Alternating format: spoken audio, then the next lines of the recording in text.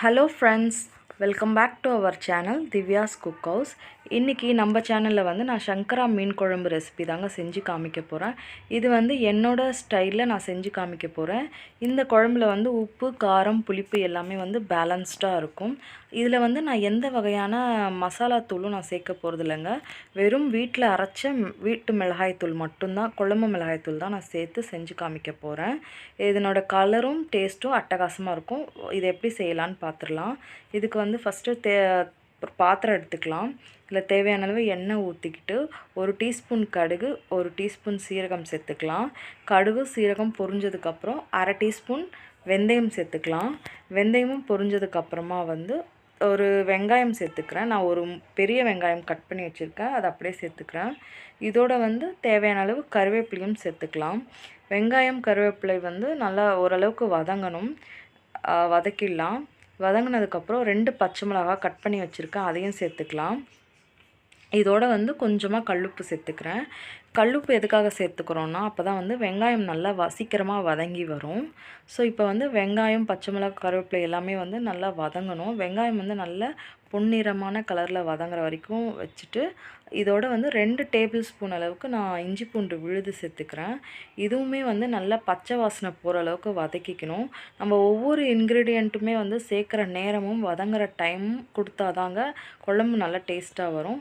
இப்போ வந்து நான் 1 கிலோ மீன் எடுத்துருக்கறதுனால நான் ஒரு 5லேருந்து 6 சின்ன மீடியம் சைஸ் தக்காளி வந்து எடுத்திருக்கேன். இதை கட் பண்ணி சேர்த்துக்கிறேன். இதுவும் நல்லா வதங்கணும். இதை நல்லா வதக்கணும். இது நல்லா கிளறி விட்டுட்டு இதை வந்து நம்ம மூடி போட்டு வச்சிடலாம். மூடி போட்டு ஒரு 5 நிமிஷம் கழித்து பார்க்கலாம். இப்போ பாருங்கள், நான் 5 நிமிஷம் கழிஞ்சிடுச்சு. இப்போ பாருங்கள், தக்காளி நல்லா வதங்கிடுச்சு. தக்காளி நல்லா மசியாக வதங்கியிருக்கு. இந்த அளவுக்கு வதங்கினாதாங்க நம்ம கிரேவி வந்து கொஞ்சம் திக்காகவும் கிடைக்கும், நல்லா டேஸ்ட்டாகவும் இருக்கும். இந்த அளவுக்கு நல்லா தக்காளி மசிஞ்சு வரணும். இப்போ வந்து இதோட வந்து 1/4 டீஸ்பூன் மஞ்சள் தூள் சேர்த்துக்கலாம். மஞ்சள் தூள் சேர்த்தா தான் வந்து நான்வெஜ்க்கெலாம் வந்து அந்த ஸ்மெல் வராமல் இருக்கும். இப்போ இதோட வந்து நான் 3 டேபிள் ஸ்பூன் அளவுக்கு குழம்பு மிளகாய்த்தூள், வீட்டில் அரைச்ச குழம்பு மிளகாய்த்தூள் மட்டும்தாங்க சேர்க்குறேன். இதை வந்து ஒரு 3 டேபிள் ஸ்பூன் அளவுக்கு சேர்த்துட்டு இதையும் நல்லா கிளறி விட்டுக்கலாம். இதை சேர்க்கறதுக்கு முன்னாடி நம்ம அடுப்பை வந்து சிம்மில் வச்சிடணும், இல்லைன்னா வந்து குழம்பு மிளகாய்த்தூள் கருகிடுங்க. ஸோ நல்லா சிம்மில் வச்சுட்டு இது எண்ணெயோட கொஞ்சம் ஓரளவுக்கு அந்த பச்சை வாசனை போகிற அளவுக்கு வதக்கணும். இது வதங்கி நல்லா கொஞ்சம் எண்ணெய் பிரிகிற மாதிரி வரும். பாருங்க, லைட்டாக எண்ணெய் பிரிஞ்சு வர ஆரம்பிச்சிருக்கு. ஸோ இதில் வந்து கரைச்சி வச்சுருக்க புளியை சேர்த்துக்கலாம். புளித்தண்ணி, இது ஃபஸ்ட்டு கரைச்ச புளித்தண்ணி. இதோடவே வந்து செகண்ட் டைம் கரைச்ச புளித்தண்ணியும் நான் சேர்த்துக்கிறேன். அவ்வளோதாங்க. இதோட எக்ஸ்ட்ராவாக எந்த விதமான தண்ணியும் நான் சேர்க்க மாட்டேன். புளி கரைச்ச தண்ணி மட்டும்தான் குழம்புக்கு வந்து தேவையான அளவு சேர்த்துருக்கேன். இதை நல்லா கலந்து விட்டுட்டு இதோட வந்து இப்போ தான் உப்பு தேவையான அளவு சேர்த்துக்கணும். சேர்த்துட்டு நல்ல குழம்பு கொதித்து வரப்போ கொத்தமல்லி வந்து கொஞ்சமாக சேர்த்துக்கலாம். இப்போ இதை வந்து ஒரு மூடி போட்டு வச்சிடலாம். வச்சுட்டு ஒரு 10 நிமிஷம் அப்படியே வந்து மீடியம் ஃப்ளேம்லேயே கொதிக்கட்டும்.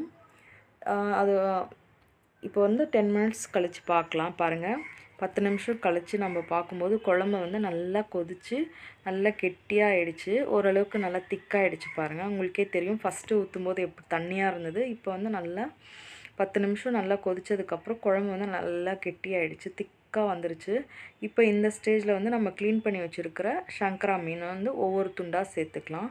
மீன் சேர்க்கறதுக்கு முன்னாடி அதை வந்து நல்லா வந்து அதில் இருக்கிற தண்ணி எக்ஸஸ் வாட்டர் வந்து லைட்டாக பிழிஞ்சு விட்டு சேர்த்துக்கணும். அதுக்காக ரொம்ப அமுக்கக்கூடாது ஃபிஷ்ஷை. லைட்டாக அந்த எக்ஸஸ் வாட்டர் வெளியில் வர மாதிரி பிழிஞ்சு விட்டு சேர்த்துக்கணும்.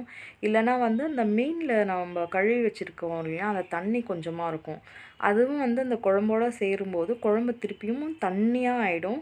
அதோடு வந்து நம்ம சேர்த்துருக்க உப்பு, காரம், புளிப்பு எல்லாமே வந்து கரெக்டான ரேஷியோலேருந்து கொஞ்சமாக குறைஞ்சிரும், சப்புன்னு ஆகிடும். ஸோ அதனால் வந்து இந்த லைட்டாக அந்த எக்ஸஸ் வாட்டர் பாருங்கள் எவ்வளோ தண்ணி வருது, அதை லைட்டாக ஃபிஷ்ஷை வந்து ரொம்ப இது பண்ணாமல் லைட்டாக பிழிஞ்சு விட்டு சேர்த்துக்கலாம். இப்போ வந்து இந்த ஃபிஷ்ஷை வந்து நம்ம கரண்டி வச்சு கலரக்கூடாது. நான் வந்து வீடியோக்காக லைட்டாக கலந்து காமிக்கிறேன். நம்ம வந்து இதுக்கப்புறம் கரண்டியை யூஸ் பண்ணக்கூடாது. சட்டியை வந்து 2 பக்கமாக பிடிச்சிக்கிட்டு நல்லா ஆட்டி விடணும், சுற்றி விடணும். அப்போ வந்து எல்லாமே நல்லா குழம்பு உள்ளே போய் நல்லா வேக ஆரம்பிக்கும். ஸோ இது மாதிரி நல்லா இது பண்ணி விட்டுட்டு இப்போ வந்து மூடி போட்டு வச்சிடலாம். இது வந்து ஒரு 5 நிமிஷம் 5லேருந்து ஒரு 10 நிமிஷம் கொதிக்கணும். கொதிக்கக்கூடாது. இது நல்லா சிம் ஃப்ளேமில் வச்சுணும். நல்லா லோ ஃப்ளேமில் வச்சுட்டு ஒரு 5 நிமிஷம் அப்படியே விட்டுறணும். 5 நிமிஷம் கழித்து பார்த்தோன்னா நம்மளுக்கு வந்து குழம்புல எண்ணெய்லாம் நல்லா பிரிஞ்சு வந்திருக்கும்.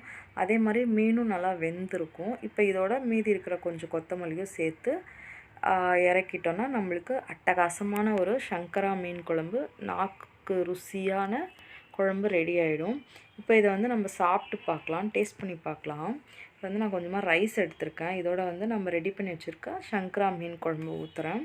பாருங்கள், மீனும் உடையில, குழம்பும் வந்து நல்லா திக்காக வந்திருக்கு. கலரும் பாருங்கள், குழம்போட கலரும் டெக்ஸ்சருமே வந்து நல்லா இருக்குது. இந்த அளவுக்கு நான் சொன்ன மாதிரி நீங்கள் செஞ்சிங்கன்னா கண்டிப்பாக உங்களுக்கும் இதே மாதிரி குழம்பு செய்யலாங்க. இப்போ வந்து இதை நம்ம டேஸ்ட் பண்ணி பார்த்துடலாம் எப்படி இருக்குன்ட்டு.